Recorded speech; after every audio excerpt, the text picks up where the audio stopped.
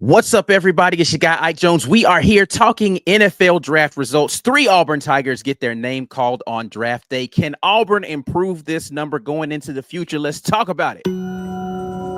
This is the Weekend Tailgate. Brought to you by Golden Cast Iron. C-Dub. Ike Jones. Be real. Mike G.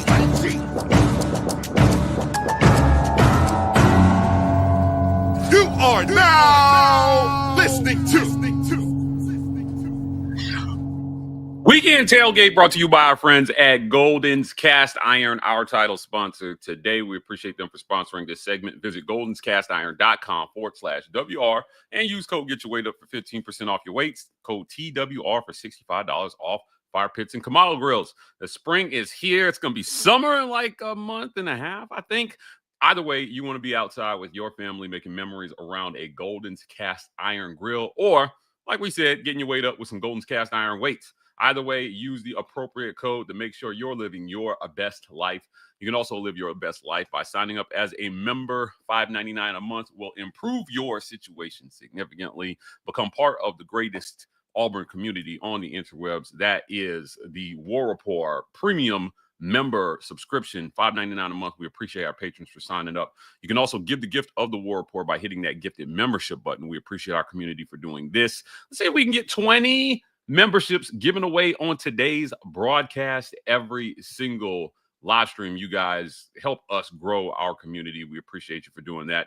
Also want to thank our friends at the Rogue Shop. Visit rogueshop.com. Use code REPORT to get 15% off your Rogue Shop order. Pain, sleep, stress, anxiety, draft results, whatever is bugging you today, the Rogue Shop has something that has you covered. The sleep gummies have been saving my life lately. They can save yours as well, too. Again, rogueshop.com. Use code REPORT for 15% off. And our friends at the Vibe Vault, if you're in the Phoenix City, Columbus area, and you're looking to get fresh for the weekend, our friends at the Vibe Vault have you covered. You can find them at 3462 Crosswinds Road, Sweet Eye in Phoenix City, Alabama. That's on Highway 431, right across the street from Chattahoochee Valley Community College, next to the Renfros and the Marco's Pizza. Not just barbers, lifestyle consultants over there. My guy Steve Watkins helping keep the community fresh. Yes, indeed. Well, let's get into the conversation today. Draft happened over the weekend. 3 Auburn Tigers were able to get their name called during the draft. And we will talk about all 3 of them. We'll start the conversation with the first guy off the board. And that was, I would say, our guy. This is Mike G's guy. Jarquez Hunter. You know what I'm saying? Mike G was the one who was championing the Jarquez Hunter is going to be the guy trained freshman year before anybody else said anything about it. This was Mike G's guy. Can I say this is actually a monumentous occasion? Okay. Let me explain myself. Okay. We have been doing this so long. Guys have come to Auburn, gotten degrees, and graduated. And we're still talking about those same guys. That is true. That is true. We've been doing this Auburn content thing through the entirety of the Jarquez Hunter tenure at Auburn University, all 4 years. He gets drafted in the 4th round, pick 117 overall, headed to the Los Angeles Rams. Congratulations to that young man for being able to accomplish that. What are our thoughts on the Jarquez Hunter draft stock, right? Like, he gets picked in the 4th round. Does that feel too low, too high, just right? You know, we're going to use the Bears and the porridge formula here. Is it what do we feel about his draft stock? Is this where he should have gone? 4th round, pick 117 overall. I'll speak first on this one because Jarquez Hunter is my guy. I made bold declarations about what he would accomplish here at Auburn. He came really close to doing those things. I said he would finish a top 3 back in Auburn history. People laughed. They scoffed. They made memes. He finished 4th, I think. This man was close. He was really, really close to doing it. And had Auburn been better offensively, I think he would have done it.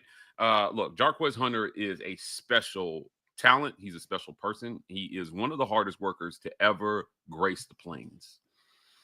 And look, I think he's better than a 4th-round back. Now, only 2 backs, I believe, got taken in the 1st round of the draft. Ashton Jeanty, and who was the other guy that got taken? In the 1st round, it was Omarion Hampton from North Carolina. Yeah. So those are the 2 guys that got taken. Now, look, Jeanty was a monster. Great, right? Hampton is a good back. Some of the other guys that got taken before Jarquez, I get. Well, let me list them. Let me list them off for you in order. Running backs taken before Jarquez Hunter: Ashton Jeanty and Omarion Hampton. Already mentioned. Quinshon Judkins, which makes a lot of sense. Travion Henderson, also from Ohio State. Yeah. R.J. Harvey from UCF. Caleb Johnson from Iowa. Bashol Tutin from Virginia Tech. Cam Skataboo from Arizona State. Trevor Etienne from Georgia, Woody Marks from USC, and then Jarquez Hunter from Auburn. Of the guys you mentioned, the only 2 backs that averaged more yards per carry than Jarquez Hunter were Ashton Jeanty and R.J. Harvey. That's it. Right? I mean, he only had 187 carries on the season. Yeah. That's it. Go look at the guys who finished near the top in total yards rushing, well north, most of them, of 200 carries. I think Jarquez Hunter had like 189, 187, 86. Yeah. I had 187 carries, and that's 71 less carries than Dylan Sampson, who got taken 2 spots after Jarquez Hunter, but led the SEC in rushing. If you gave Jarquez Hunter at 6.8 yards per carry, guys, 71 more carries. That's another 482 yards potentially, which takes him from a 1,200-yard back to a nearly 1,700-yard back, and clear out of the 4th round into the 2nd round. Man, like this Jarquez Hunter, he should have got the ball more in here. Look, I think what ultimately the Rams got to steal. They got to steal on Jarquez Hunter. They got a really good back in the 4th round, and I'm telling you right now, I made bold declarations when he came to Auburn. I will make bold declarations about his NFL prospects, barring injury.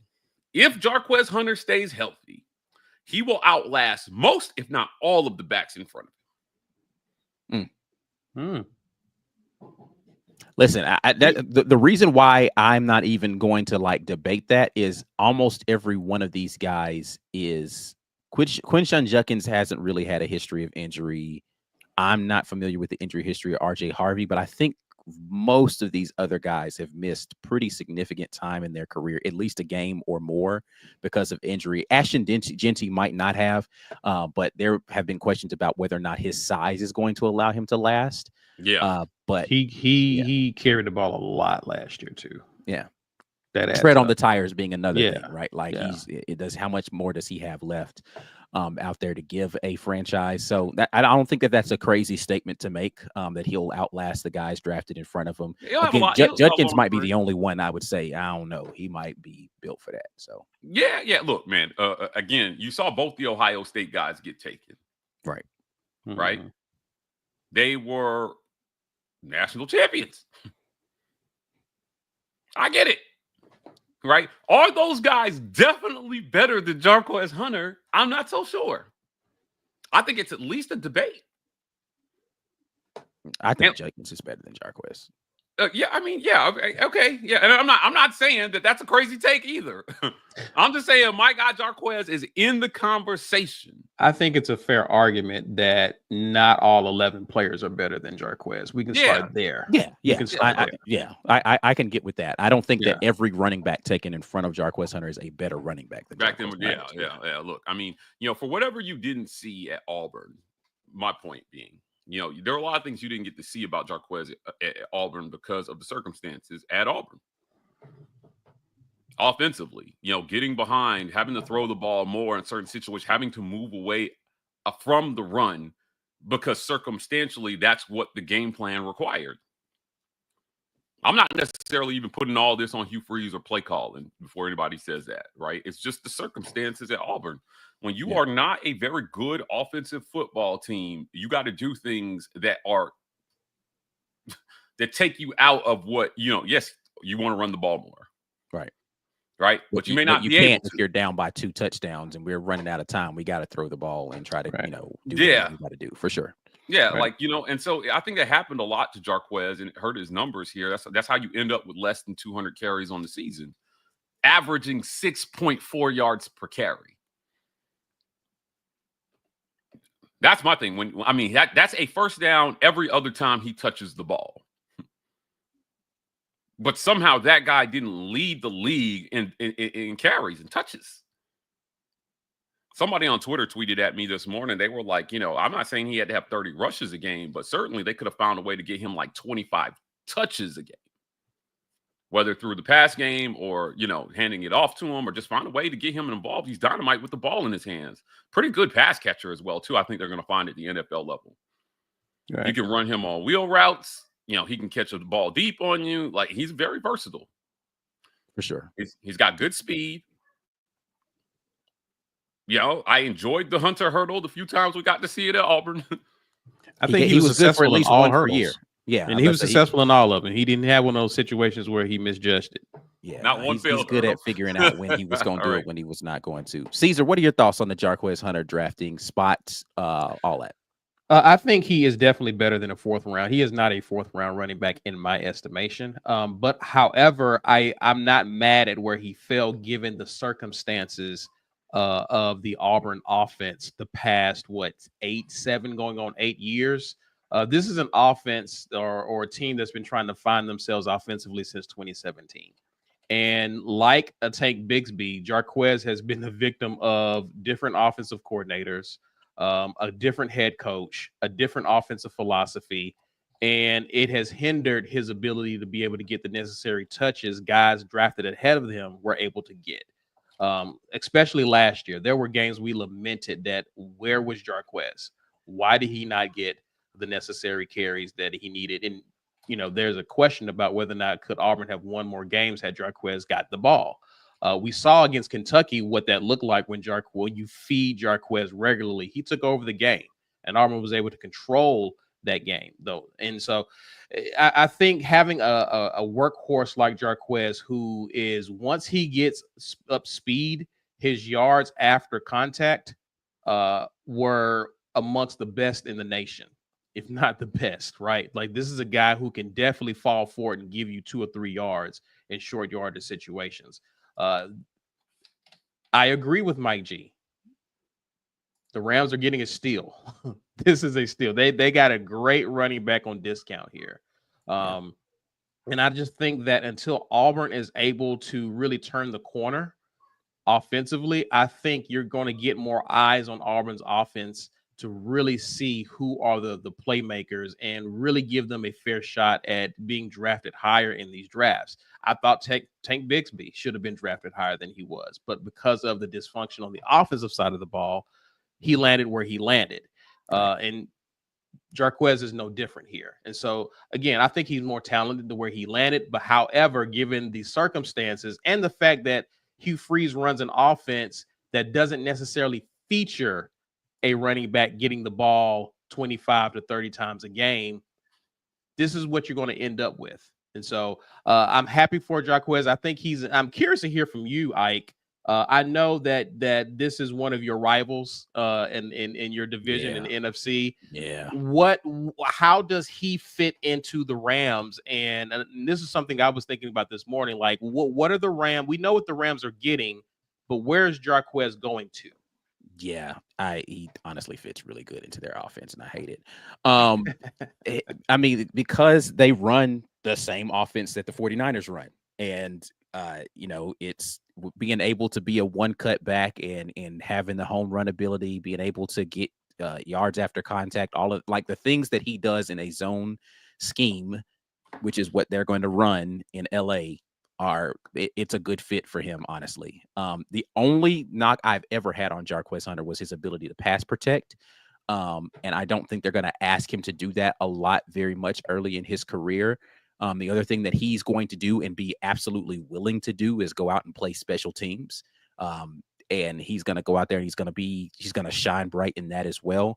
So I knew whatever franchise decided to pull the trigger on Jarquez Hunter, he was going to have the ability to make a roster immediately because he's so willing to just do whatever to go out there and get a win. But it is a really good fit for him in an offensive scheme standpoint for what they want to do in LA. If he really learns how to press the hole and then find the cutback lane more consistently, he's going to be, because he has that one cut ability, right? Like he's not a guy that dances around a bunch. He's like, all right, let's get north to south. Let's get downhill. And that's what that scheme asks you to do is stretch the play, get downhill, stretch the play, get downhill. That's built for Jarquez. So I think this is good. It's a really good fit for him, honestly. No, I'm happy for him. I'm happy for him. I think he'll do well. So, congratulations to Jarquez and make us proud. Yeah, yes, I think they televised his, like we saw some video of his moment here. His uncle is a real big influence in his life. I know, very close to his mom as well. But you're talking about a guy who, if you were Hugh Freeze when you came in, a kid who did every single thing you asked him to do, most of the time without even having to be asked. And if you had to take over a program as a new coach, you take 15 Jarquez Hunters if you can to start to rebuild a program. He's kind of a quiet leader. If you've never talked to Jarquez, he's a very quiet guy. He keeps to himself. He likes to fish. He likes seclusion. He is a country boy at heart. And he's got I think he's got a really good support system around him. I think he'll do well at the NFL level because he'll stay focused on his craft and he'll get the things done that he needs to do. I think that what the Rams are going to find is that he's going to be another guy that will come in and work like a professional every single day. He's going to come to work. He's going to get it done. And when his time comes, when they have to call on him, he's going to be ready. So the thing with a lot of these backs that, are talented like Jarquez, but fall to the third and fourth rounds of the draft, they got, just an absolute steal. And I got to imagine there were a lot of execs sitting there looking at Jarquez Hunter saying, you know what? He'll still be there when we're ready for a back. And we'll get, strategically, I bet you the Rams were just sitting there saying, if he's available when we pick here, we're going to take him. And some others may jump for the more obvious guys on teams like Ohio State. And, we'll take Quinshawn. Right. Maybe he was the more obvious guy. Man, Quinshawn didn't come without some baggage. Go talk to those folks at Ole Miss. Jarquez, I think is just a lot less controversial. I think he has the ability to do everything those guys can do. For the most part. For sure. Well, hopefully the young man is successful in all but 2 games during the regular season next year. I wish him the absolute best. Moving on to the next player who was able to get drafted for the Auburn Tigers. 1 year in the system, off to the league. Keandre Lambert-Smith headed to the LA Chargers in the 5th round, pick 158 overall. Guys, what are our thoughts about Lambert-Smith and his draft draw there to the LA Chargers? Going to go catch passes potentially in a system that likes to throw the ball a lot, right? So I think, can't be mad at that if you're a wide receiver. They're going to throw the ball, So what are our thoughts? I'll let you, if you have any thoughts on this seed, I'll let you kick it off. Dre has been a revelation over the past year at Auburn. And he was a guy that you just didn't know what you were going to get. You felt like you were going to get at least a 500 to 600 yard receiver. And this guy should have eclipsed the 1,000-yard mark to be Auburn's first since what 15 99. years? 99, almost 15, 16 years. I felt like this guy, like Jarquez, should have been drafted higher because considering what this guy was able to do when he got the ball in his hands, his route running ability, his ability to make plays for a struggling offense, to me, it showcases, okay, if we put this guy on that offense into our offense, what can he do for us, right? I think the Chargers got his steal in Dre. Again, he was definitely a very consistent in the wide receiver room, and he's exactly the receiver you wanted leading the way while you had an amazing stud in Cam Coleman getting acclimated to the college game, the speed of the game. You had someone reliable in Keandre Lambert-Smith to be able to lead that room. And for a guy who's willing to leave Penn State, a team that went to the college football playoff, to go to Auburn, bet on yourself, still land in the NFL for a team that Ike says likes to throw the ball. Kudos to Dre. Happy for him. I think it was worth it. He had a chance to showcase in the best conference his abilities, was one of the best receivers in the conference, in my personal opinion, in all of college football. Happy for him that he was able to land where he landed. Big play Dre to LA. Mike G, Justin Herbert to Keandre Lambert-Smith. This is going to be a theme for the next season. Yeah, look, same story, different player, right? Extremely talented, limited opportunities at Auburn. Yeah, because of offensive dysfunction. I mean, if we're being honest, he had limited opportunities at Penn State too. He did. Right? He did. Of the top 10 receivers in the conference in yards, he had the least amount of catches, right? And the least amount of targets. So there was definitely a correlation between targets and catches for him. It's not like he was out there like just dropping balls, got a bunch of targets, and only hauled in 50 passes. As a matter of fact, he was 4th in the conference in yards and 11th in targets. That's a pretty wide gap to close. To be 11th in target, but end up 4th in yards. So he was dynamic here, man. What a steal. He might have been the best portal pickup in the country last year. Offensively, I think a lot of people, 8 touchdowns. That was 4th in the conference. Technically, there were 3 guys tied for 1st, and they only had 9 touchdowns. Yeah. He was really, really good here. And I think, I'll say it again, when you're losing, people don't realize how good he was. Right. He was super good here. Well, Penn State didn't realize how good he was either. They talked about him on the way out. I was talking to Ike about this just yesterday. Penn State fans were dogging everything about this kid on his way out. He's not that good. He abuses his grandma. Keandre Lambert-Smith is the worst person. If you talk to Penn State fans, they were attacking his character season. They were attacking his character. As far as we know, he was a model teammate here. Not a single behavioral issue. Yeah. Yeah, I didn't hear anything about him. Yeah. Showed up to practice. Nothing class. Negative, that is. I heard a lot of good things on the field. Yeah. But I think there's a correlation between the fact that he handled the things off the field and did what he did on the field. Yeah.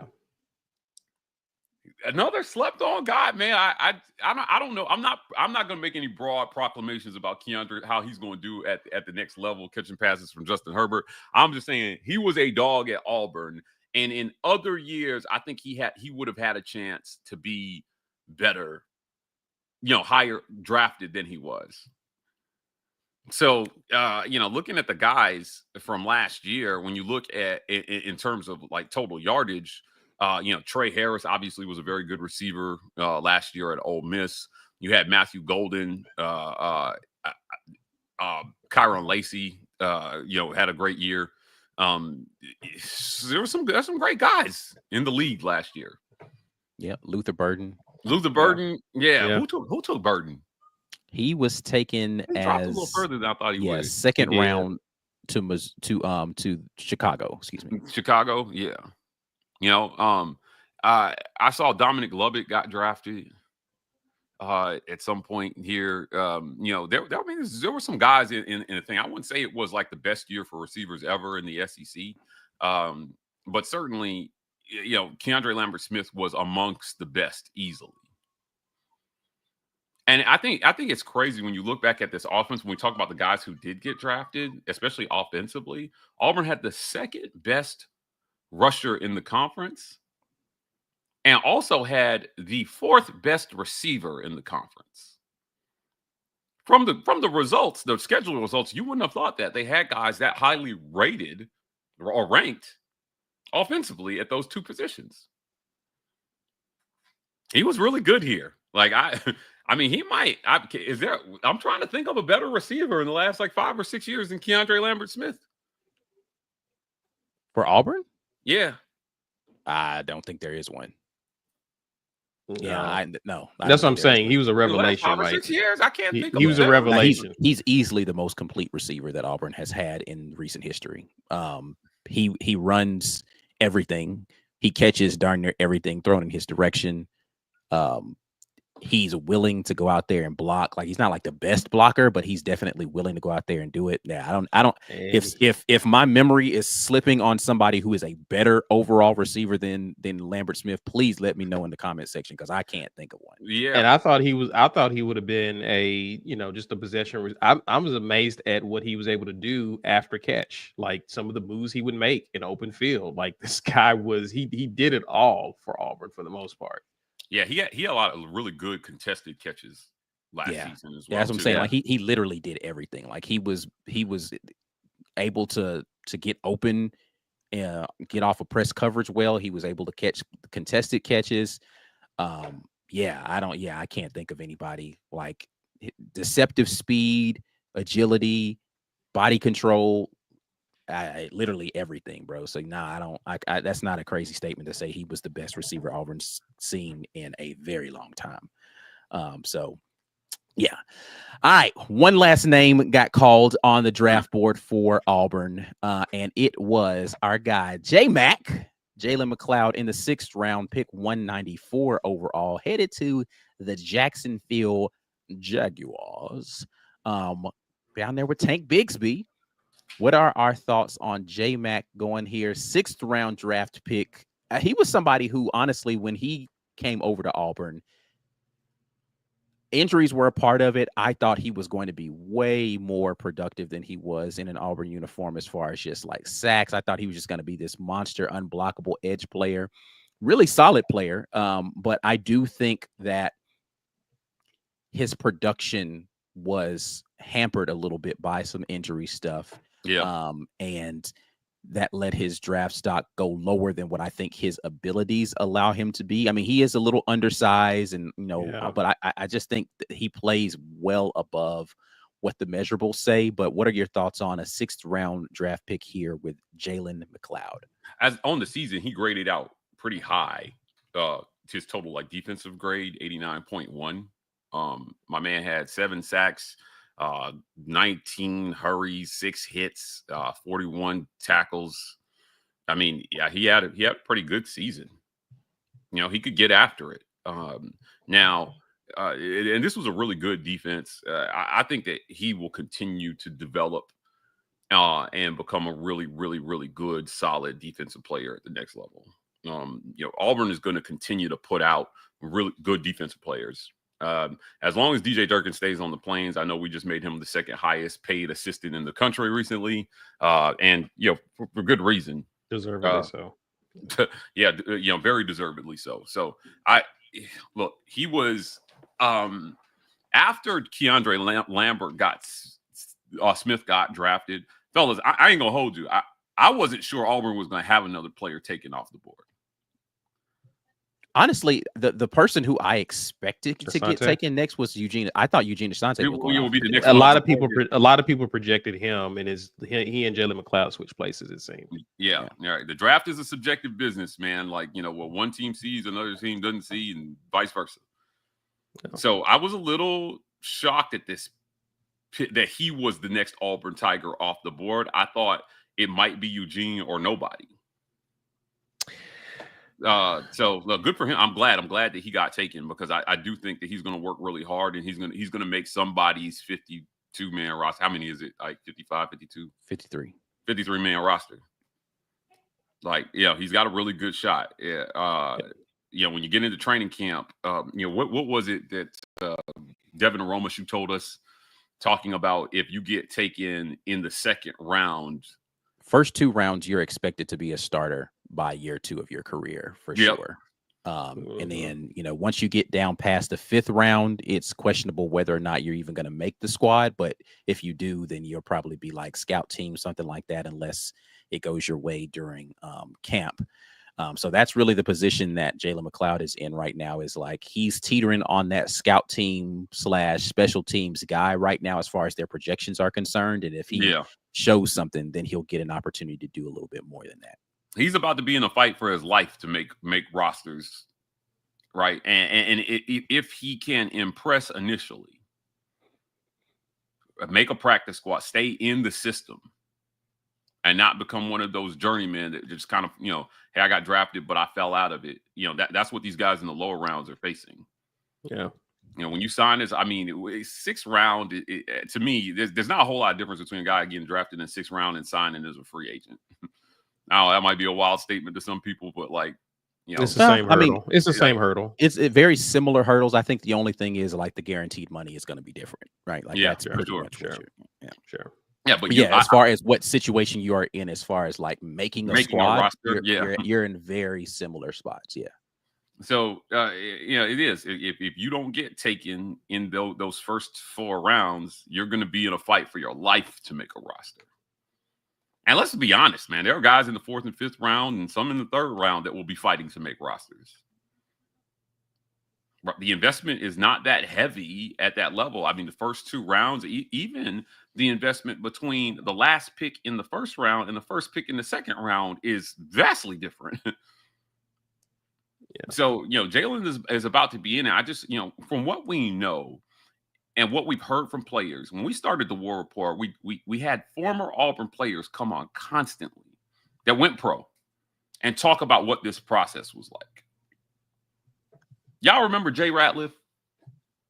Yes. Right? Jay Ratliff was a guy who impressed scouts at his pro day. I remember this. I filmed it. And I remember listening to the scouts off the side. They kept talking about how good he was with his hands. They were about getting leverage with his hands, how quick he was with his hands. He really impressed scouts. And this was at pro day, but he wasn't on anybody's radar going into that pro day. Now, Auburn had a history of really solid defenses during that time when he was at Auburn, but ultimately, when I looked years later and saw him make a Pro Bowl, I think he made a Pro Bowl the first time with the Cowboys. I remember what that climb was like for him as relative unknown 2-star coming out of high school to Pro Bowler. The NFL is riddled with guys like this, and I think that's going to be Jalen McLeod's journey. I think it's going to be his path. It's fun to watch. It is really fun to watch for some of these guys. I mean, it's not fun for them going through it because they're going to have to work their asses off. But, it's fun to watch and know that they have that kind of potential. And like I said, roll of the dice. The Jaguars saw something that they said, look, man, let's make a little bit of an investment in this guy. And if he goes in and he does the work, I have no doubt with the right people driving the process that he can make a roster. Yeah, I'm looking forward to seeing what he's able to do there. I do think that he's going to get an opportunity at the next level, and he's deserved it with how hard he worked coming over from App State and then making his impact here in the SEC with Auburn. looking forward to seeing what he does at the next level. So congrats to all three of those young men who were able to make NFL rosters via the draft. We're not done talking about people who are going to get their NFL hopes potentially realized. We'll be back on the other side of this break talking about the undrafted free agents and kind of the state of Auburn football and what we need to see from Auburn so that we can see more guys get their names called on draft weekend.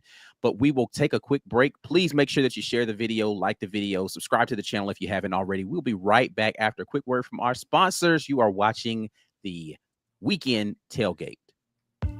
This edition of the War Report is brought to you by our generous sponsors. The Opelika Rage Room in Opelika, Alabama.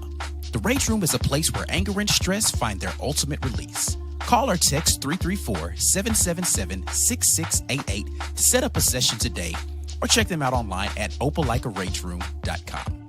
Golden's Cast Iron. Whether you work out, grill out, or chill out, you deserve the best life possible, and Golden's Cast Iron is here to provide the tools to help you do it. Check them out at goldenscastiron.com.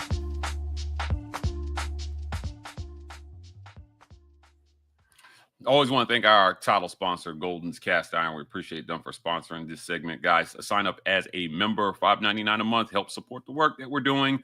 SEC Media Days is our next travel event. Now, actually, no, let me not say that. The SEC baseball tournament is coming. We'll be covering that at least to some extent. So be up there in Birmingham at the Met. I'll bring you guys lots of live coverage there from baseball. Auburn is on fire on the baseball diamond, and we're going to be covering it. Help us continue to do that by signing up as a member. Hit that gifted membership button. We said at the top of the broadcast we wanted 20. We still got time to hit that number here before the end of the show. We appreciate you guys for helping us grow our community. Also, our friends at the Rogue Shop. Visit rogueshop.com. Use code REPORT to get 15% off that Rogue Shop order. Pain, sleep, stress, anxiety, whatever ails you in life, the Rogue Shop has something that has you covered. Visit our friend Richard. Let him know that the War Report sent you. And our friends at the Vibe Vault. If you're in the Phoenix City, Columbus area, if you don't mind making the drive down from Opelika, Auburn, you can find them at 3462 Crosswinds Road, Suite I, Phoenix City, Alabama. That's on Highway 431. Not just barbers, lifestyle consultants, the Vibe Vault. Guys, if you're watching this on replay as well, I encourage you to hit that super thanks button. Part of the engagement is you guys send some super chats over.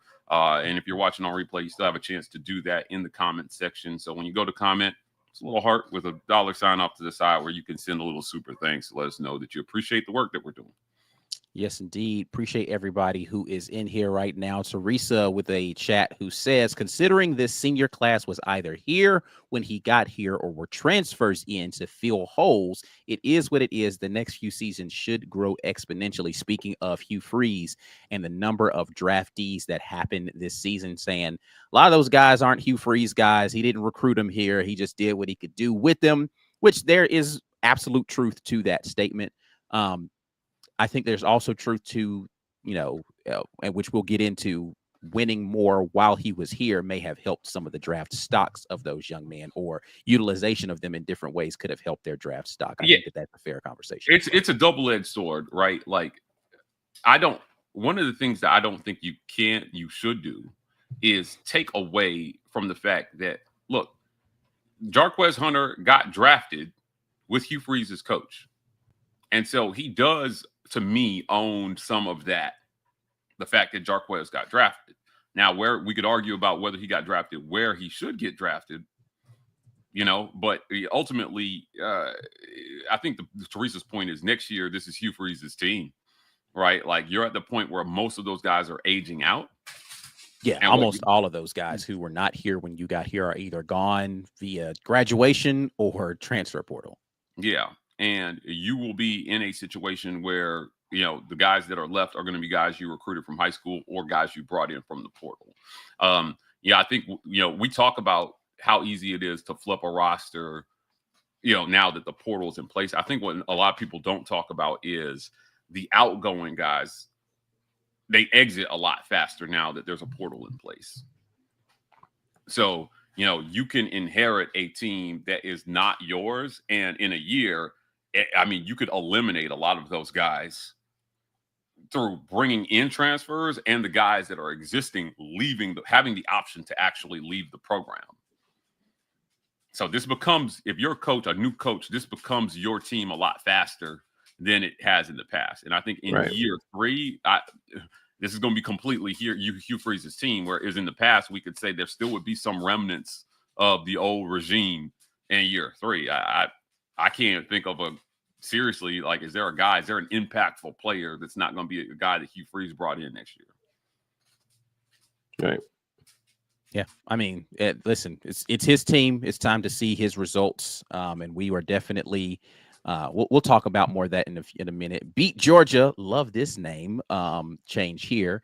It says it's a shame we couldn't get him 1K. Speaking of Keandre Lambert-Smith, 5 wins and missing a bowl game is a damn shame. Yeah, for a lot of people. That's true for a lot of people. When you think about Jarquez, you think about a lot of people who could have benefited from that extra game. And a few more wins as well to go out with a bang in their last year. For sure. Greg Wheatley asked, do you think had Jarquez been utilized more, we finish with more wins? Yes. There is a stat that my friend Chris Marler posts a lot about, what a correlation between Auburn winning and Jarquez getting 20 or more carries. Now, you could say, hey, I don't think it's that simple. You just give them the ball and you win 4 more games. But certainly, I think that he could have gotten, more than he got. So, yeah, yes and no. I don't know. It's hard to know. I think we beat Oklahoma if he would have gotten the ball more in that game. Yeah, is there a game that you think that if he gets 20 or more carries, that Auburn wins? And which games are those? Yeah, I would say probably Oklahoma comes to mind first and foremost. Maybe the Missouri game. I have to go back and watch the games and just kind of see the game flow. But I mean, I don't even really think the Missouri game is. But Oklahoma definitely. He gets a couple more carries versus Oklahoma. You win that game, especially in the scenario where. Never mind. I don't want to relive that in this moment. Me either. Just all right. Let's move on. Let's talk undrafted free agents. There were 10 of them who got their name called after the draft by some team. Apparently, the Vikings just went straight down to Lee County and went roster shopping because they have quite a few Auburn Tigers on their undrafted free agent list. But they are as follows: Peyton Thorne going to the Bengals, Eugene Asante to the Dolphins, Austin Keys to the Vikings, Jason Jones to the Ravens, Philip Bleedy to the Titans, Dorian Mousey to the Vikings, Robert Lewis to the Vikings, Rivaldo Fairweather to the Cowboys, Oscar Chapman to the Vikings, Isaiah Rakes to the Raiders. Those are all the ones that I caught. If there were others, and I apologize for not calling those young men's names out. But what are our thoughts about the opportunities that are ahead for these 10 former Auburn Tigers now headed to the NFL to try to extend their hopes in being NFL players? Well, look, Joe Burrow has a long history of injuries. He does. That's a fact. And when he gets hurt, Peyton's going to be there to make sure that he gets better. I don't know who else is in that Bengals QB room, but that is not. It is not an unlikely scenario that Joe Burrow will miss a game. Like it just seems like it's going to happen. And listen, Joe Burrow is one of my favorite college quarterbacks of all time. As a matter of fact, outside of Cam Newton, Joe Burrow is my favorite college quarterback. Like, you know what I mean? Joe Burrow is my favorite college quarterback. But look, I think Peyton Thorne is destined for coaching. I think he's destined for coaching. And I've talked to him about this. I know that it's something that's on his radar. Happy he signed as a free agent. But, we just talked about, the uphill battle that a lot of these guys have, in that regard. And particularly at quarterback, man. Like, I know what happens. Every once in a while, you get like a Gardner Minshew or, some guy who seemingly comes out of nowhere and takes over or gets his shot. But ultimately, I think that Peyton is going to be he's got a really good football mind. I think that he'll get into coaching. Guys like Robert Lewis, Rivaldo Fairweather was a name. I said this to you, Ike, when we were talking yesterday as well, too. Like, he was another guy that I felt like I was surprised he didn't fall into that 7th round kind of, right? Like, I know it never really came together for him here. We talked about what a physical specimen he was at Auburn, but he was another guy that I thought had a chance to creep up into the late rounds that didn't. So I wouldn't be surprised to see him, make a roster as well too. I think he has all the measurables. Yeah, I think he could be a prototypical NFL tight end. I thought measurables alone would have gotten him drafted. To your point, Mike. That's fair.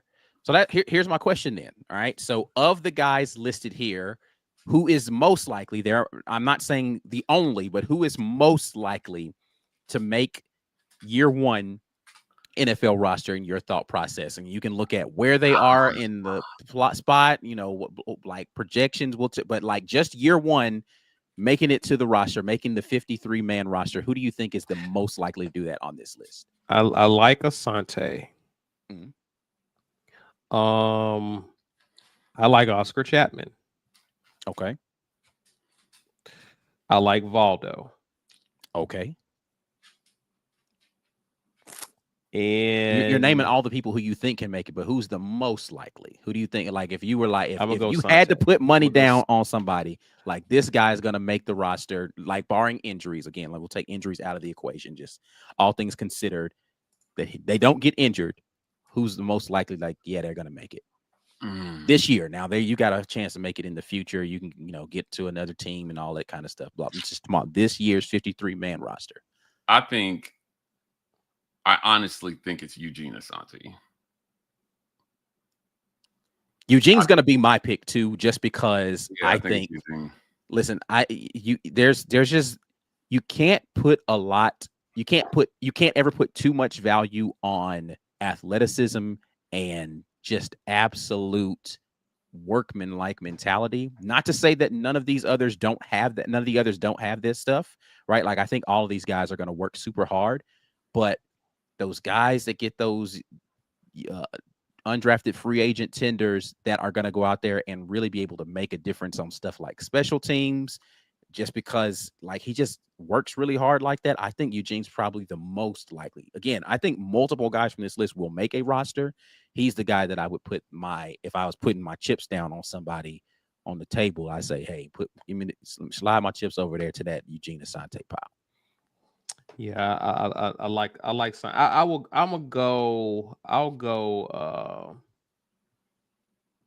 I mentioned of the three, Chapman, Fairweather, Valdo, and Asante. Since y'all said Asante, I'm gonna go Valdo.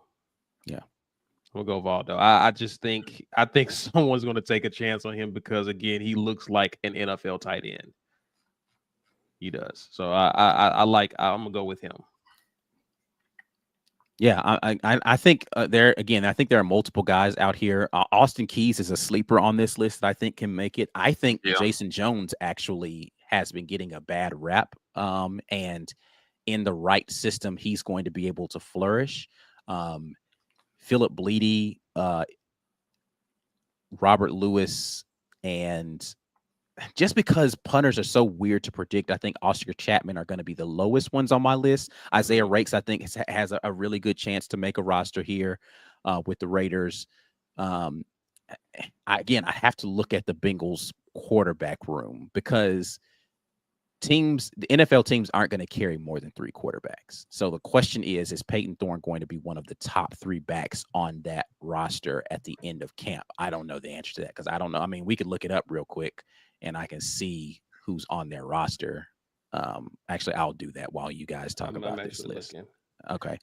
I'll let you look it up, Caesar. But yeah, that would be my biggest question for Peyton Thorne because to Mike's point, if he's on the roster, he might get an opportunity to play considering how terribly the Bengals have been able to protect Joe Burrow. And I don't know if that's just Joe Burrow running around too much. I don't know what that is, man. But so you have obviously Joe Burrow. You have Jake Browning, Logan Woodside as your QBs. Neither one of those guys screams to me definite QB2. So Peyton Thorne actually has a really good shot at making a roster here because, as we all know and have heard repeatedly, how smart a quarterback he is as far as just being able to pick up stuff and understanding concept. Like, I think that he's going to be a guy that they would want to have on the team just from a he gets it standpoint. Like, even if he's a QB3, he understands what we're trying to ask him to do. As long as he goes out there and doesn't, I hate to forgive me for the PTSD I'm about to inflict, and he doesn't look like he's pressing in practice, he'll be fine. Because he can go out there, he can understand the concept. On the whiteboard, he's going to kill it. Yeah, I to me, in our conversations, Peyton is a guy who understands the game at a very, very high level. And I think at that position, that's going to matter to the Bengals, right? Like understanding offensive concepts and, and being able to see the game.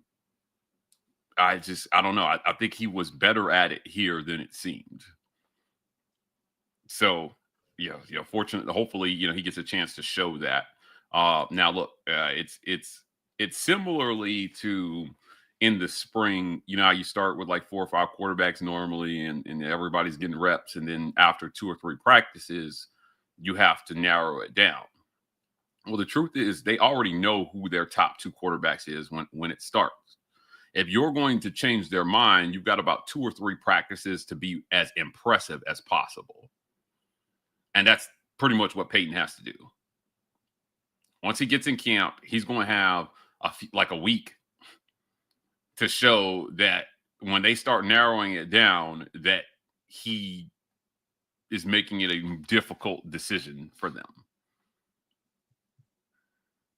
Yeah, I mean, listen, that's your goal. Is just to kind of, it's almost like the playoffs or the NCAA tournament. Like, it's when cut day happens, your job is just to survive and advance. Like, get through the next cut, and you're that much closer to being on the roster at the end of the day. Again, it's difficult when you're in one of those positions like quarterback when there's so few of those available, right? Like, they're only keeping so many quarterbacks, and only one of them is going to actually get playing time. So you just kind of have to land in the right spot for both like a system fit and in a scenario where it seems like he is in the Bengals, where there's just not like this really huge competition for who the next guy up is going to be, right? Like if QB2 in that room was somebody like the guy that you mentioned earlier, Mike Gardner Minshew, you're like, I don't know, because Gardner Minshew's got starting experience, right? And like, there's just the competition for getting on the field is going to be a lot more difficult if you have that type of scenario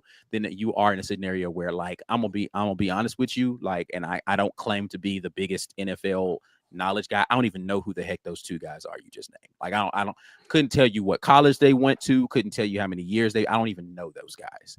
And that is not me being disrespectful to them. That shows my lack of knowledge of NFL rosters and the history of players outside of the SEC. I don't even know you.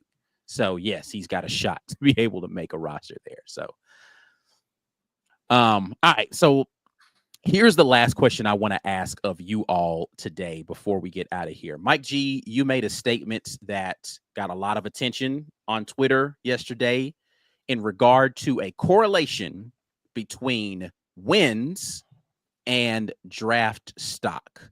I'll let you repeat your points and give your thoughts on that, but it seemed to have its fair share of people who were like, Mike G, you're absolutely out of your mind. You don't know what you're talking about. So let's talk about wins correlation to draft stock. Mike G, the floor is yours. Yeah, I thought it was a very simple statement. I didn't think it was controversial at all. Look, Auburn lost a lot of football games last year. I think that the association with that losing hurt Keandre Lambert-Smith and Jarquez Hunter in the draft. Right? Those guys both had draftable talent. So fortunately for them, it wasn't the difference between whether they got drafted or not. What it was the difference between potentially second round and fourth round for Jarquez, potentially second round and 5th round for Keandre Lambert-Smith. Or wherever he got. Yeah, I think he was 5th round, right? 5th.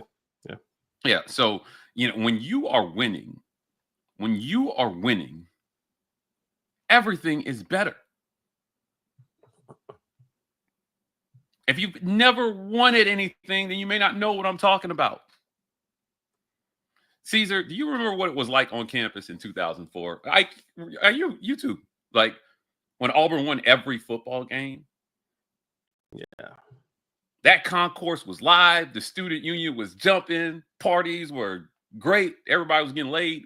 It was amazing. It was an amazing year. When you're winning, there's something about an environment of winning where everybody is having more fun and more opportunities exist. Now, we have the privilege of sitting next to the guys who are evaluating them in the press box. And when you're winning, they show up to your games more. Yeah, I think that's the biggest point for me in that is that they absolutely show up more to games where there's more on the line for the teams. Like if it's a big game because both teams are good, there's going to be more talent scouts there to watch those games for sure. That's a fact. Now, here's what else happens as a residual, Ike. I came to see one guy in this big game, and I discovered this other kid I didn't know existed because he just happened to have a big game that day. And I was there to witness it. I go back to my GM and I say, look, I know we went down to see Jarquez, but let me tell you about this other guy Auburn has that we saw. And I think that's the part that people are missing about this is that when you're winning, you're getting evaluated more during the season than you would otherwise. Because if you're not getting those looks during the season, they're looking at some tape after the fact, and they have to, your opportunities become Senior Bowl and pro day. If you get invited to the combine and right, your pro day, right? And so this is a big thing because this is important. And again, here's where I want to say it's not just winning that is the determination. Every person on a winning team does not mean that you will get drafted high. Like that's just silly. That nobody's saying that. Every person on a losing team doesn't mean your draft stock is lower. What I will say is think about things like Cam Newton realizing him showing up at the pro day for Auburn was going to allow more people to come because otherwise they wouldn't have shown up at Auburn's pro day. Correct. Because they didn't have people who thought like it wasn't because those guys weren't talented. It's because, all right, well, I don't really know nothing about these dudes. I'm not showing up to this pro. But Cam Newton's here, throwing. Oh, okay. Well, now scouts all over the place, right? And then had the good sense to go last in a lot of things to make sure the scouts had to stay for everybody. Right. Cam did that. He said, I don't want to take away from the guys who this is their first pro day. So I'm going to go last. And if you came to see me, you want to sit here and watch everybody else too. So it got him more looks because they went to a national championship that year. Cam Newton was on, like all of those things are correlations. Now, again, that doesn't mean it's a one-to-one correlation. And I think that's where a lot of people kind of got this misconstrued during this conversation is that, but if you're telling me there's no correlation between the two, I don't know what you're looking at in the history of sports. Yeah, you win more games. Eugene Asante maybe gets off the board here, possibly in the late rounds. It might be the difference between him getting drafted and not getting drafted.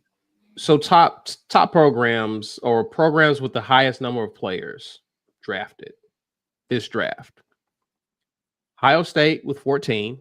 What did Ohio State just do? National championship. Yeah. What have they been doing prior to that? They've been winning. They've been in the conversation at the very least.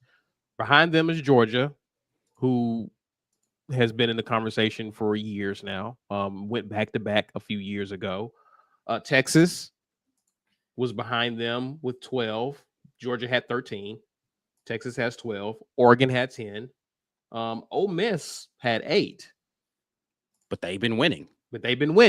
Yeah, as broken ugly as they are, they've been winning. It's the combination of a lot of these programs. Behind them 7, Alabama, Florida, LSU, Miami, Michigan. It's a combination of recruiting and winning that has had scouts looking, to your point, Mike, going to some of these programs, going to their games to look at certain players and noticing others along the way. Right. Trevor Etienne was the 19th best rusher in the SEC last year, and he got taken before Jarquez Hunter. Yeah.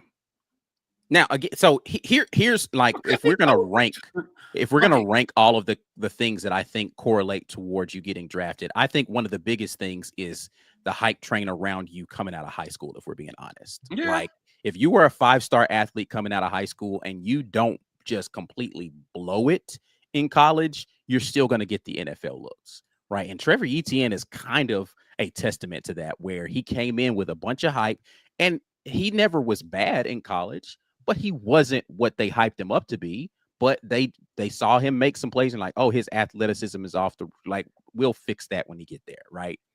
And then there is an absolute correlation between winning. Now, a lot of that correlation has to do with how much talent do you have on the roster coming in? And that's the big thing that Coach Hugh Freeze has been trying to fix is Auburn just doesn't have a talented roster, like through and through. And that talent is shown in what the NFL values. How many pro prospects do you actually have on this team? And then can you get those pro prospects to be able to play at a level that's winning football actually matters towards the end of whether or not they get drafted, right? But winning is a part of that equation. You can have a super talented roster that does absolutely nothing. Now in the transfer portal era, it's not going to be as clear cut because a lot of those talented guys are going to be like, all right, we're not winning here, so I'm going to just go somewhere else where we're actually winning. And then my pro prospects increase. But there is a correlation between winning football and opportunities at the next level. I don't know that that's a controversial. I didn't think it was controversial. Apparently, I was getting called moron and idiot and Hitler and all this stuff. I just think they wanted to call you a moron and an opportunity. Yeah, I just felt like, look, man, this is why it's important that Hugh Freeze returns Auburn at least to a bowl game level of winning, right? Quickly, and this year, you've got to, and that's 8 wins. I know it takes 6 to make a bowl game, but we already agree the bar is higher for them next year. You get 8 wins, and I'm telling you, like, guys are going to be flying off the draft board. You get less than that, and you're going to have a lot of trouble getting your guys looks. It's not, like I said, it's not the only thing, but it matters. Yeah. It 100% matters. Look at all the guys Alabama, not like it is in past with Saban with a bunch of first-round picks. They weren't half the first round. But even with their reduced results, right, like, on the field, they won a fair amount of games this year. But they weren't getting the first-round looks that we normally see. I think Alabama had one guy taken in the first round. I don't even know the answer to that. Yeah, I think Alabama had one guy taken in the first round. I think he went to Dallas. I think it was a lineman. Tyler Booker? Like I think so. No, they took Jahad Campbell. Jahad Campbell went with the 31st pick. Yeah. Those are weak that sounds crazy, but those are weak first-round results for them. Like when you consider, like, Nick Saban has had years. He had 4 or 5 people drafted in the first round. Like, right. Bama has been eating. You lose a few games, and you see their first round results start to go down a little bit. Let them win 8 games next year, and I think that's the Nick effect too. I think part of that is the Nick Saban effect too.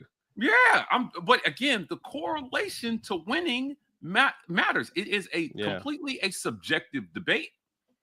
But that's kind of the point. The point is that the whole draft process is a subjective process for the most part. There are very few experts, scouts that agree who should go number 1, who's the best player available at whatever position. I mean, Mel Kiper was irate. Shedeur Sanders. Oh my God, bro! How much money did Deion pay you? Yeah, right. On national TV. We put that FanDuel down on Shedeur on the first round. But look, I'm telling you, but that's why I think it's important that when you win, because I don't think that winning ever hurt a player. but losing certainly does hurt you. So for everybody in the comments telling me, well, look at Quinn Ewers, he won all the games, but like, okay. What does that have to do with the fact that losing definitely would have hurt him? Right. What would he have done if they were not if he was on a 5-win team? Yeah, absolutely. Definitely ain't getting no looks. Right. Yeah, that's a fact. Come on. Big This facts. is not rocket science. Win. Everything is better when you're winning. Yeah. And What was draft the results do QB matter. for Miami? What was the QB for Miami? Who the year they To my Ken Dorsey, the one he. Yeah, Dorsey. Like, what if Miami was like a 6 or 7 win team during Ken Dorsey's? Would he have got to the NFL? Right. And he still barely made it. Right. But he got I remember reading his draft evaluations. They talked about lack of arm strength. They talked about a lot, just him not being able to make NFL throws. But he still got a look because he won almost every college game he ever started. Yeah. So, like, it wasn't the end-all, be-all for him because you still have to be able to go out and do it. But Miami opened the door for him to go out and at least have a chance. Whereas if he had been on a 5-7 Miami team and not a national title winner and not a multiple national championship appearing quarterback, he would never even got the shot. Yeah. Along with a few other guys on that team. Winning created opportunities for him to at least have the opportunity. Now, it doesn't happen that way for every player, and that's the point that people have to move off of. It's not a one-size-fits-all. It's not going to help every player, but we know that winning doesn't hurt you. Right. Losing absolutely can hurt you. And I think that that's the bigger point there is that losing can hurt. Will it hurt? Not necessarily. If you're that good, they're just going to come find you wherever you are. Cool. But I'll take it a step further. In this year's draft, as good as he was, if Ashton Genty doesn't make the college football playoff and get the opportunity to play against somebody outside of that conference, his draft grade decrease.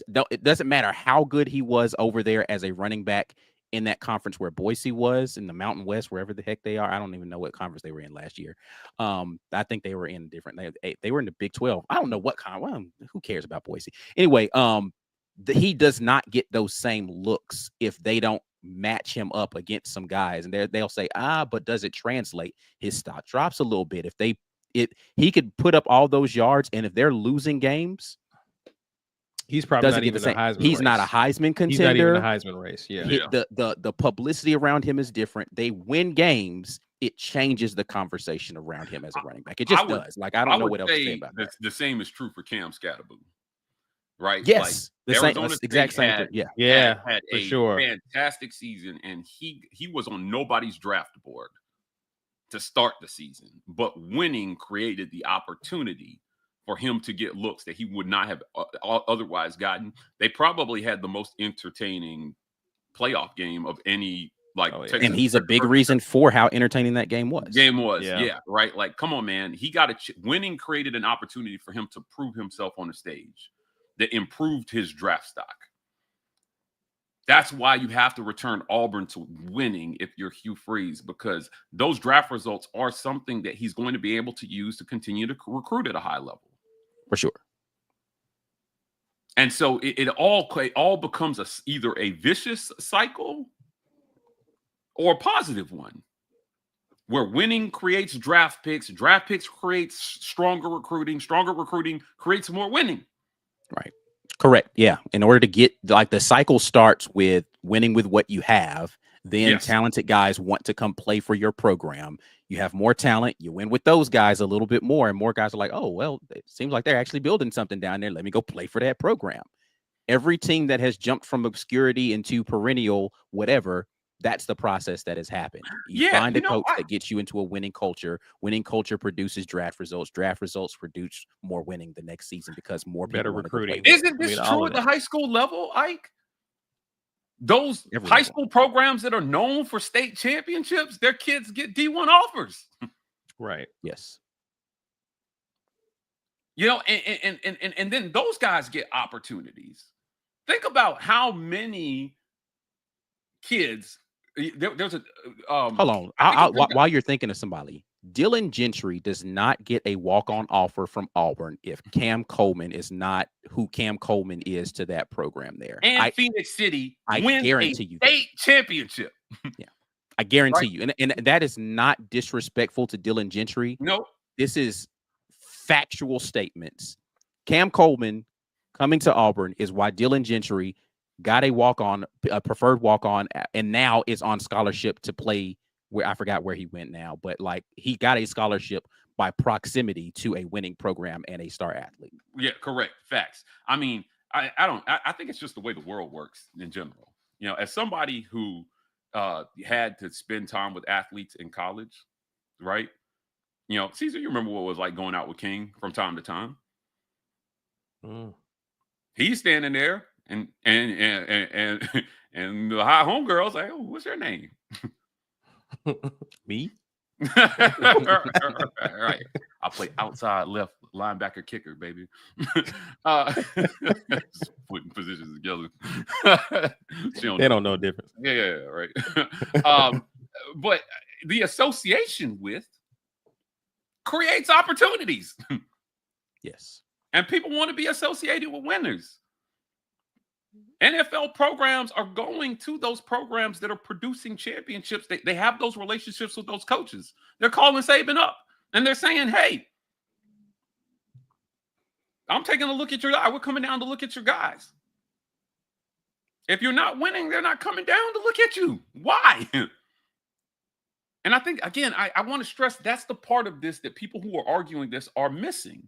When you win, it helps create relationships so that your guys are getting evaluated earlier in the process throughout the season. When they don't, what you get is you get these really super subjective but really off draft evaluations. Somebody in the comments was using a draft evaluation of Jarquez Hunter to say that he's not agile.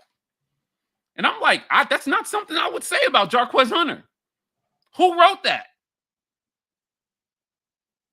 Somebody who hasn't watched him play. I wonder why they haven't watched him play.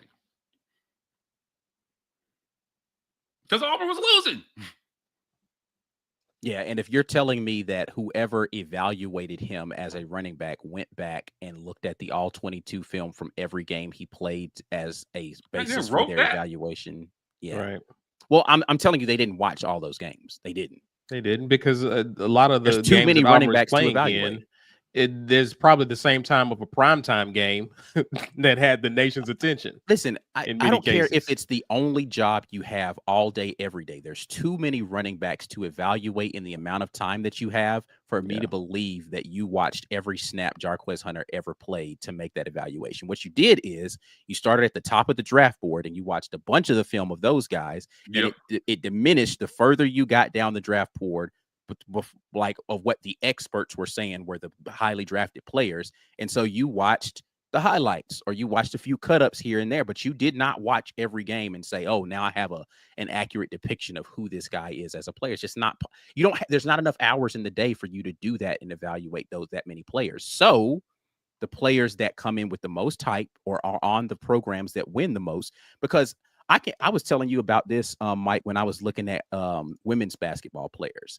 And I was looking at one of the young ladies that Auburn brought in a couple of years ago. I can't remember whether it was Celia or I can't remember which player it was that was coming from like a JUCO program.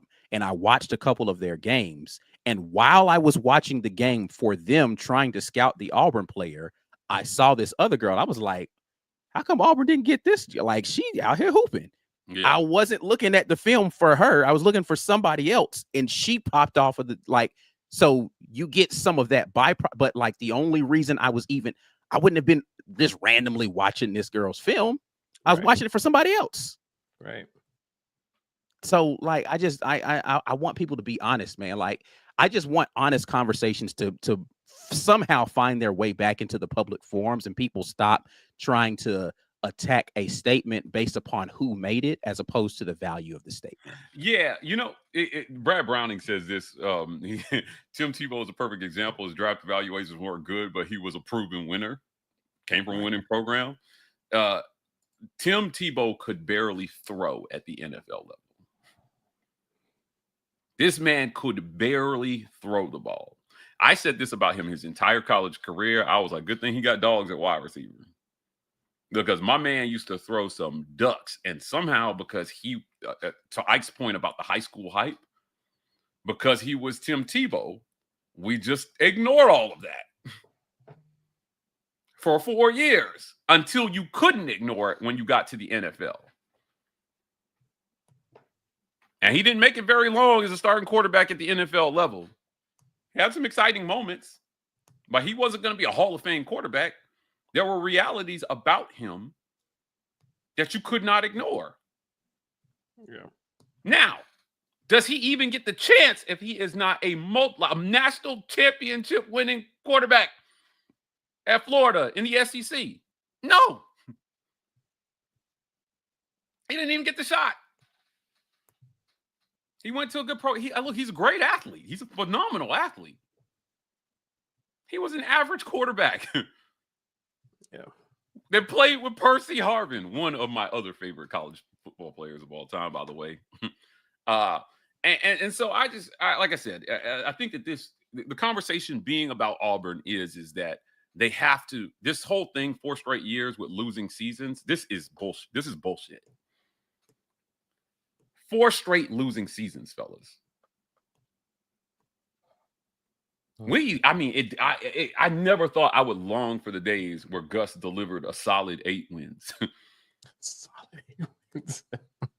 Wow. I've always felt like Auburn was better than that. And he was so good at delivering those seasons at Auburn. I thought, I think we all kind of took it for granted. Now I'm sitting here 4 straight losing seasons later, terrible draft results, thinking those were the days. It's really hard. It's hard that Auburn is here, I think, and that's where my tweet came from, a place of frustration. Like, I'm tired of watching this losing. I'm tired of covering them losing. We'll cover it, but it's getting old, especially after the basketball season we had. Yeah. Well, all we did was cover wins. I think the worst part, like, it's difficult to watch it on TV as a fan. The part to me that sucks the most is being there in person and having to go to that freaking post-game press conference, dog. Yeah. And then now you got to figure out what questions you're going to ask this man about this inexplicable performance that you just watched. And have to hear him come up with reasonings why what we just saw made any sense. Like, because either you lost a game you absolutely should not have lost, or you got your butt handed to you by a team you were supposed to lose to. And neither of those situations are a fun conversation to have. Yeah. Yeah. And then after that, we walk around to the other side and watch players walk out of that freaking stadium dejected for the most part, and having to walk through whatever fans have decided to stick around and try to put on smiles so that you can shake hands and sign stuff.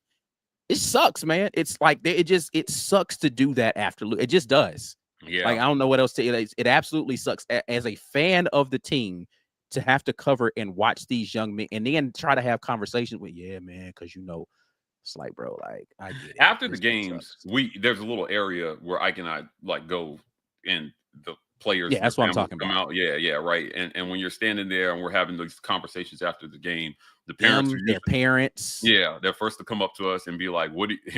It's so funny. Before they tell us how they feel, they always ask us what we think. What did you guys think? I've had this conversation countless times with parents after the game, and then the player walks up. And you don't want to say nothing because, it's hard hearing from the peanut gallery right in the aftermath of a loss. But the problems there are obvious, and they've got to be quiet, right? Like, if I'm standing next to Jarquez and they just lost, it was hard being like, well, they ain't give you the ball again. You know, what's he going to say to that? Like, what's he going to say to that? So, it is interesting. And last year we saw some cracks, I think, in the foundation where the coach said some things in the media that the players felt like didn't align with what the situational reality was at the time, what the call was, right? You know, I mean, this was all very public, so I'm not saying anything that people don't already know. You know, when Peyton Thorne gets in front of the media and says something, and Hugh Freeze says something different, we're like, okay, what happened? I'm more upset that they're just not on the same page than I am about what happened. Right. Right. Like, why aren't you guys on the same page about this? So winning cures a lot of this. Yeah. Yeah. Like, you win. We're not having these conversations. I'm telling Right. you, you win. Right. Auburn has 5 or 6 people drafted. Yeah. And to underscore that even more, and I know we got to get out of here, especially when you're in the transfer portal era, if you're not winning, you're not going to keep players that are talented enough to go to the NFL on your roster. You just won't. Yeah. Like, they're going to leave and they're going to go somewhere else. So Right. if you're going to improve your draft results, you need to win a little bit more, because as you start losing more, it chips away at that depth that you start to build up. Because who wants to be third string wide receiver on a losing football team as a potential NFL guy? If I'm a guy who thinks I can go to the league, I don't want to be sitting third string on a losing squad. Yeah. Coupled with the fact that you're not used to losing like this. Like, some of right. these kids have come from winning programs in high school. Let me tell you something. There were a lot of people who felt like Arch Manning is a better quarterback than Quinn Ewers. Yes, there are a lot of people who think that. Arch Manning, draft evaluations right now would probably, if they were both in the draft right now, Arch Manning likely gets drafted higher than Quinn Ewers. This is where I'm going with this, right? Even without in hindsight, I'm saying this, like, with the same amount of starts, but like, had Arch Manning been draft eligible and only played in mop-up duty behind Quinn Ewers this year, and he was like, F it, I'm still going to the league, he probably still gets drafted higher than Quinn Ewers does. Yeah, I think my point, kind of tacking on to that, is that you convinced Arch Manning to wait behind a quarterback that might be objectively worse than he is, because right. you were because winning. You're winning. Right. You're losing. That's a harder sell. And hindsight may bear out that Ewers was indeed a worse quarterback than Arch Manning. Not a bad quarterback, just not as good as Arch Manning. Would Stetson Bennett have gone to the NFL if he was playing for Vanderbilt his entire collegiate career? No. Number one, he doesn't win that first championship because, listen, he had nothing to do with that first championship Georgia won. Right. Boy, he whatever a step below a game manager was, that's what Stetson Bennett was that first year. The next year, the leap that he made was that we argued. Who was our Georgia fan that was constantly in comments arguing with us about this? GA champion, I think. So I forgot what it was. Right, yeah. The leap that he made, statistically, athletically, everything from year 1 to year 2 was insane. He went from a guy. The game against Ohio State, amazing. You don't win without him. He was amazing. Which was my whole point, was for them to go back to back, he was going to have to play much better. Not only did he do that, he made New York for the Heisman ceremony. That's how much better he was. Yeah. He went from below a game manager to a guy literally in the conversation for the Heisman. And he got that opportunity because Georgia created a winning culture. He doesn't get that opportunity. He doesn't even get the opportunity to improve from where he was if they're losing. You know why? Because Georgia now has to go into desperation mode to find a quarterback to save their season. Right. They can't afford. They don't have the time to wait for him to develop as a quarterback. So the winning part has to change. That's the part that has to change for Auburn. Losing hurt these guys' draft stock, and it's going to continue to go downhill until they can start to turn it around. It cannot be another year of missing a bowl game. Yeah. I'm telling you this, right? Like, I don't think it will happen. Auburn misses a bowl game. Hugh Freeze should be out on his ass. I don't care what's left on the buyout. I don't care how good recruiting is. Auburn misses a bowl game with the talent and the resources and everything that he's been given to build a winning program. And the portal, millions of dollars in NIL, guys. You win less than 6 games, you're out of here. Because everybody is going to suffer from that. If you've ever been to Auburn, you know what it's like. The businesses literally suffer when Auburn is losing. Yeah. Less people want to come together. Like, the stadium will have people in it, right? But like, I don't think people like just the size of a game, right? Like, think about the difference in what you see in Auburn, Alabama, when Auburn is playing Mercer versus what they're playing when they're playing Vandy versus what they're doing when they're playing Georgia at home, right? That is just stadium crowd wise. What you don't account for is how many people were willing to come just be sitting outside tailgating somewhere or at a friend's house. They just want to be in the area just in case Auburn wins so that they can be there to roll tumors, right? When that expectation of we're not going to even win this game exists in the minds of fans, that number is significantly lower. B Will living in Auburn, especially like the last year of Harsin, B Will would talk about this. Like, I left the house early today, ran errands. No traffic. Didn't run across traffic. Traffic. I was able to get where I needed to be and back. Like, B would tell us, like, man, unimpeded. Like, the energy around Auburn is not there. Like, so you feel that it's relative to how that team is doing. When they're doing well, good luck trying to get around Auburn on game day. Good luck. Yeah. I just, in my mind, it's more about winning, and you know, I know people wanted to argue with me about the draft results. My frustration is just with how losing has hurt Auburn. Period. It's just hurt Auburn. It's hurt the fans. You know, fans did a great job hanging in there, showing up to games last year in light of the losing. Yeah, that Texas A&M win last year was, man, let me tell you something. I tried to get out to midfield to get, to get pictures and audio of Hugh Freeze. And I mean, we rushed the field after that game. Yeah. It was wild. It took me 15 minutes to get back to the press room after that. That's how badly the fans want to win. I think that was maybe Auburn's 5th win of the season. It was, yes. Mm-hmm. Yeah, they were like 4-6 or something going into that game. Fans want this badly. The draft is always a reminder of where Auburn kind of is at as a program. With only 3 Tigers coming off the board and nobody higher than the 4th round. Wow. That's a pretty low place for a school with the history that Auburn has and the resources that Auburn has. So it's just time. It's just time. It's been time to return this program to prominence. And I think that Hugh Freeze can do it. I do believe that he can do it.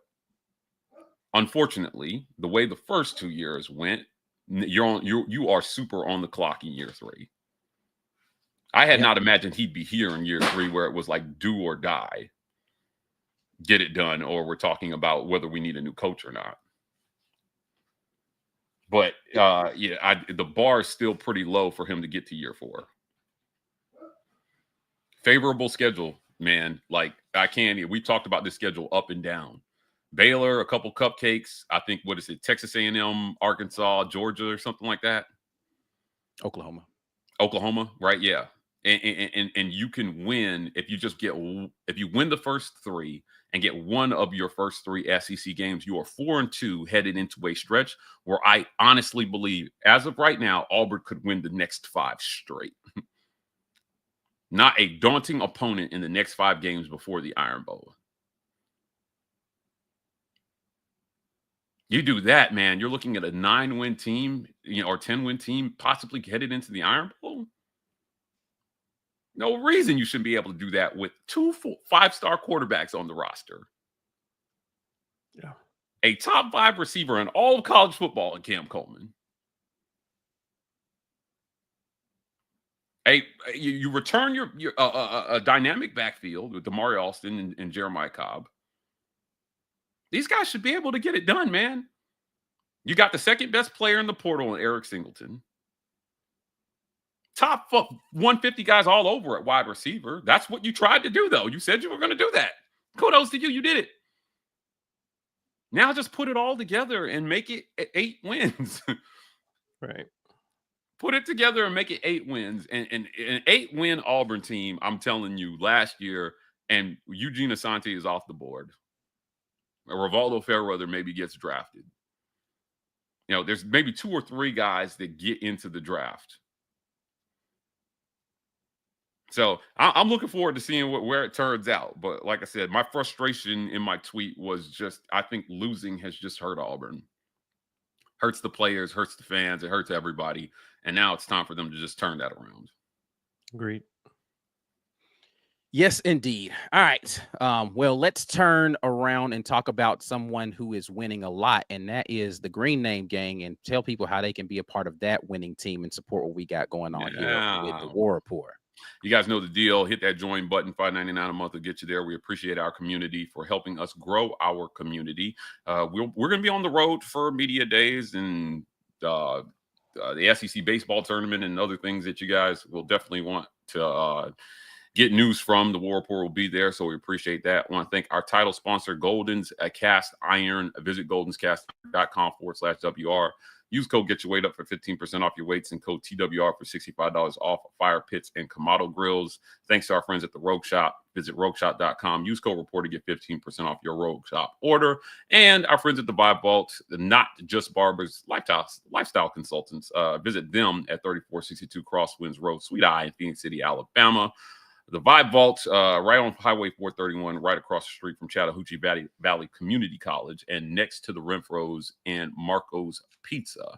Guys, check us out on podcasts. Every single podcast, The War Report is there, bringing you lots of great audio-only content, the Auburn Express Up-Tempo College Loop, and Just a Sec pods. Whether you're on your way to work, taking the kids to school, on your way to the gym, the War Report has you covered with lots of great audio-only content. And visit our merch store, www.thewarreport.com for all your merch. We see you guys out in the community wearing this stuff. We definitely appreciate you guys for helping support us in this way. Ike designs all this stuff, and I don't see the graphic here for the Boog merch, but the Boog merch is very, very nice, and you want to get your Boog on, visit the War Report shop and make sure you get on lots of Boog merch. You're muted. You're muted. Just saw that. Yep. Share the video with somebody. Make sure that they can get in on the conversation. If you are watching this later, we definitely want to hear your thoughts and your comments. Go ahead and hit that thumbs up, like the video before you all get out of here. If you're rewatching, go ahead and give us that thumbs up there as well. Subscribe to the channel if you haven't already. We're at the War Report X and Instagram, TW Report on TikTok. We will be back at you with the Auburn Express later on this week. Midweek report coming up. I got some basketball stuff coming up for you guys as far as updates on the rosters for both men and women's basketball. I got film reviews coming up for you guys. So make sure that you enjoy the rest of your week and all of this great content that we've got coming for you until the next time. And as always, War Eagle.